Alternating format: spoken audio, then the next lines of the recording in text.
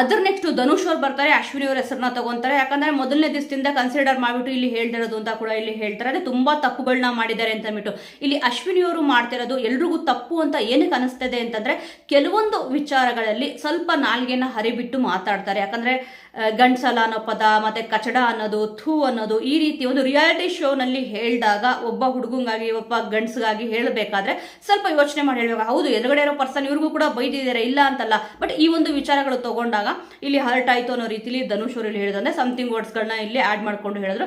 Next ಇಲ್ಲಿ ರಘು ಅವರು ಅಶ್ವಿನಿ ಅವ್ರ ಹೆಸರನ್ನ ತಗೊಂತಾರೆ. ನೋಡಿ, ಅವ್ರು ಇಲ್ಲಿ ಕೊಟ್ಟಿದ್ದ ರೀಸನ್ನೇ ಅದು, ಅವರು ಬದಲಾಗಿದ್ದೀನಿ ಅಂತ ಅಂದ್ಬಿಟ್ಟು ಇಲ್ಲಿ ತೋರ್ಸಕ್ ಹೋಗ್ತಿದ್ದಾರೆ, ಅವ್ರು ನಿಜವಾಗ್ಲೂ ಕೂಡ ಬದಲಾಗಿಲ್ಲ ಅಂತ ಅಂದ್ಬಿಟ್ಟು ಇಲ್ಲಿ ಹೇಳ್ತಾರೆ. ನೆಕ್ಸ್ಟ್ ರಾಶಿಕ್ ಅವರು ಧ್ರುವಂತ್ ಅವ್ರ ಹೆಸರನ್ನ ಇಲ್ಲಿ ತಗೊಂತಾರೆ. ಇದು ಎಕ್ಸ್ಪೆಕ್ಟೆಡ್. ಏನಕ್ಕೆ ಅಂತಂದ್ರೆ ಧ್ರುವಂತ್ ಅವರು ಆಡ್ತಿರೋದು ಅದೇ ರೀತಿಯಲ್ಲಿ ಇದೆ, ಅದಕ್ಕೆ ಇಲ್ಲಿ ರಾಶಿಕ್ ಅವರು ಧ್ರುವಂತ್ ಅವ್ರ ಹೆಸರನ್ನ ತಗೊಂಡ್ರು. ನೆಕ್ಸ್ಟ್ ಇಲ್ಲಿ ಸೂರಜ್ ಅವರು ಬಂದ್ಬಿಟ್ಟು ಅಶ್ವಿನಿ ಅವ್ರ ಹೆಸರನ್ನ ತಗೊಂತಾರೆ. ಚೈತ್ರ ಕುಂದಾಪುರ ಅವ್ರು ಬರ್ತಾರೆ, ಅವರು ಕೂಡ ಅಶ್ವಿನಿ ಅವ್ರ ಹೆಸರನ್ನ ತಗೊಂತಾರೆ. ನೋಡಿ, ಕಳೆದ ವಾರ ಎಲ್ಲ ಇವರಿಬ್ರು ಕೂಡ ತುಂಬಾ ಚೆನ್ನಾಗಿ ಮಾತಾಡ್ತಾ ಇದ್ರು. ಆದ್ರೆ ಕೆಲವೊಂದ್ಸತಿ ಏನಾಗುತ್ತೆ ಅಂತಂದ್ರೆ ಇಮ್ಮಿಡಿಯೇಟ್ ಆಗಿ ಅವ್ರೊಂದು ಗುಣನ ನಾವು ಅರ್ಥ ಮಾಡ್ಕೊಳ್ಳೋಕೆ ಆಗಲ್ಲ.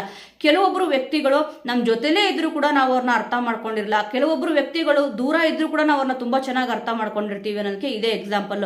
ಇಲ್ಲಿ ದೂರದಿಂದ ನೋಡಿದ್ರು ಮನೆಯಲ್ಲಿ ಅಂತ ಚೈತ್ರ ಅವರೇ ಹೇಳಿದ್ರು. ನಾನು ಹೊರಗಡೆಯಿಂದ ನೋಡಿದಾಗ ಅವ್ರ ಒಪಿನಿಯನ್ ಬೇರೆ ಇತ್ತು ಅವ್ರ ಮೇಲೆ ನನಗೆ ಅಂತ ಚೈತ್ರ ಅವ್ರು ಹೇಳಿದ್ರು.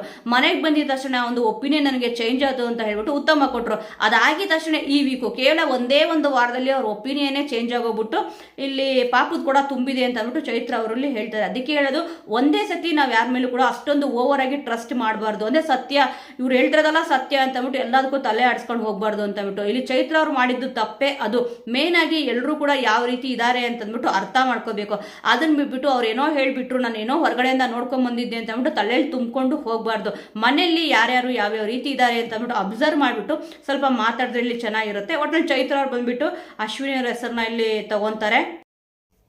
ಲಾಸ್ಟ್ ಅಲ್ಲಿ ಬರದೆ ಧ್ರುವಂತ್ ಅವರು ರಜತ್ ಅವ್ರ ಹೆಸರಿನಲ್ಲಿ ತಗೊಂತಾರೆ. ಅಂದ್ರೆ ರಜತ್ ಅವರು ಇದೆಲ್ಲ ಮಾತಾಡಿದ್ರಲ್ವಾ, ಹಾಗೆ ಹೀಗೆ ಅವ್ನು ಹೊರಗಡೆ ಎಲ್ಲ ಆ ತರ ಇದ್ದ, ಇಲ್ಲಿ ಈ ತರ ಇದ್ದಾನೆ ಅಂತ ಹೇಳಿದ್ರಲ್ಲ, ಅದಕ್ಕೋಸ್ಕರ ಆ ರೀಸನ್ ಇಲ್ಲಿ ಕೊಡ್ತಾರೆ. ನೆಕ್ಸ್ಟ್